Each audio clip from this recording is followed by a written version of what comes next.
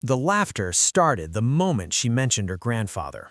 It was casual at first, the kind of teasing that fills a training hall when nerves are high and respect hasn't been earned yet.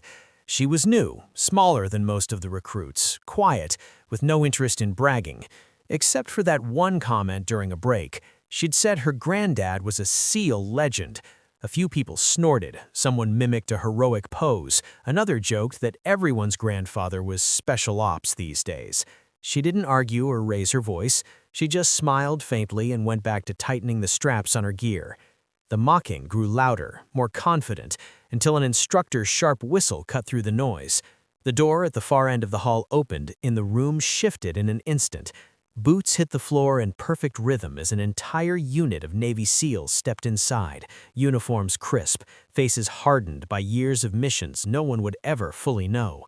The jokes died mid-breath. Conversations collapsed into stunned silence. The lead officer scanned the room, then his eyes locked onto her. His expression changed, sharp to warm, controlled to proud. He walked straight toward her, ignoring everyone else, and stopped to step away. "You must be his granddaughter," he said clearly, his voice carrying across the hall. Every head turned.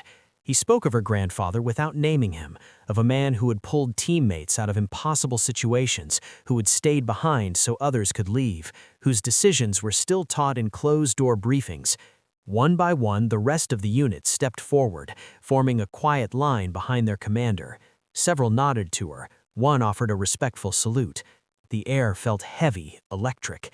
The same recruits who had laughed now stood frozen, shame flushing their faces. She swallowed, eyes shining but steady, and said simply that she hoped to live up to the name.